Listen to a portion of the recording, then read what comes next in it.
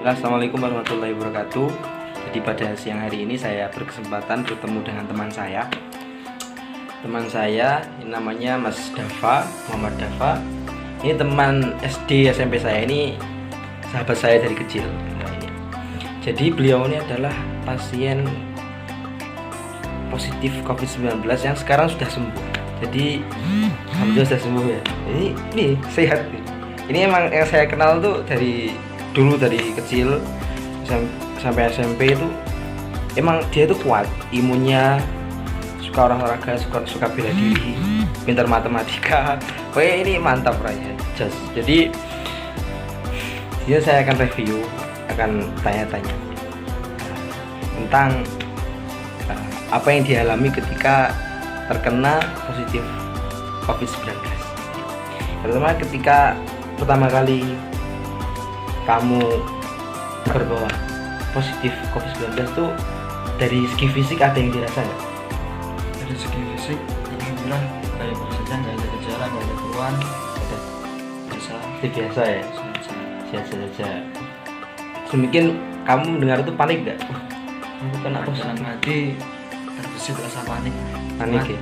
Ada semangat dari keluarga, semangat dari keluarga, disupport. Jadi salah satu untuk menambah imun kekebalan tubuh kita itu jangan sampai stres. Nah, jadi jangan sampai stres. Harus ada support dari keluarga, support dari kawan-kawan, teman-teman untuk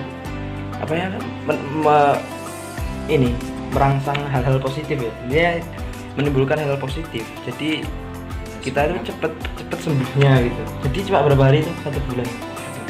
Jadi katakan ketika awal dijemput oleh petugas puskesmas, bagaimana pelayannya di rumah sakit, terus bagaimana interaksi dengan sama pasien di sana.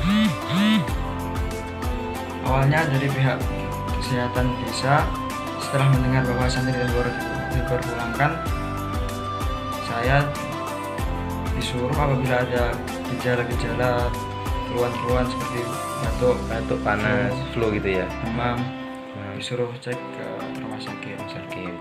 Nah, setelah mendapatkan informasi tentang Temboro bahwa santri Malaysia banyak yang terkena COVID-19, jadi saya dijemput puskesmas dari pihak puskesmas, disuruh tes rapid di rumah sakit di Lopo. Itu tes rapid test tuh gimana sih? Rapid test tuh yang merasakan tuh gimana? Prosesnya gimana?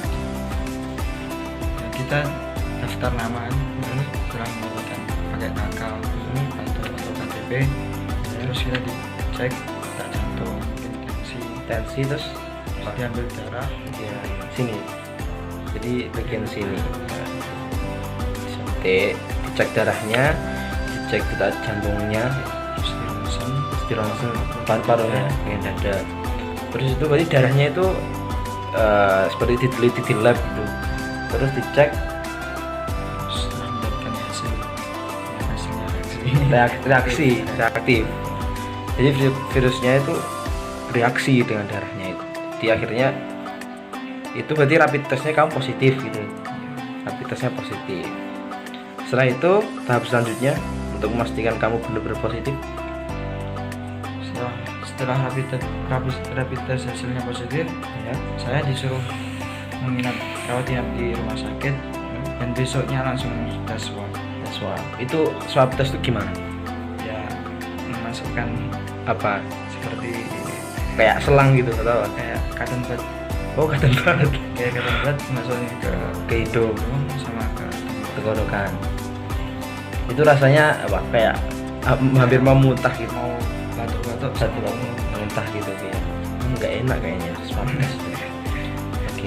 Itu setelah itu kamu dikabarkan swab test hasilnya hasil pertama dari tes swab, hasilnya positif. Terus tes swab berjalan sampai 3 kali, dan yang terakhir dan hasil yang pertama, kedua dan ketiganya alhamdulillah negatif.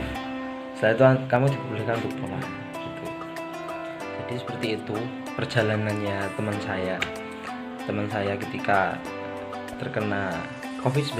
Sebenarnya untuk anak muda seperti mungkin Mas Dava ini, COVID-19 mungkin tidak terlalu ganas ya, tidak terlalu ganas. Mungkin selagi kita masih ikhtiar olahraga, jadi imun tubuh kita itu harus dijaga. Selama di rumah itu tidak hanya mungkin makan, tidur, rebahan, jangan seperti itu. Main game itu boleh, tapi jangan terlalu sering. Jadi harus diimbangi dengan makan makanan bergizi ya. Makanannya saya bergizi ya, bergizi.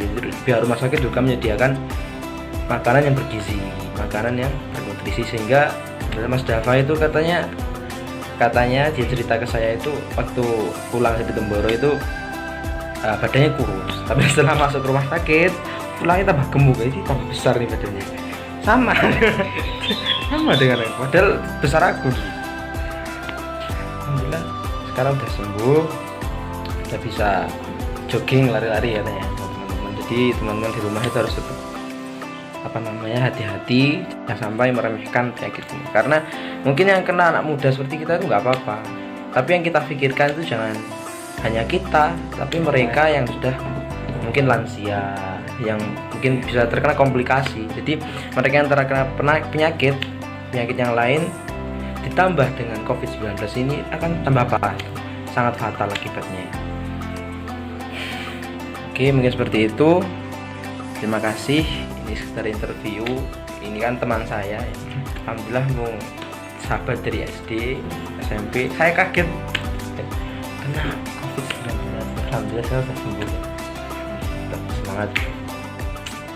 Sekian. Assalamualaikum warahmatullahi wabarakatuh.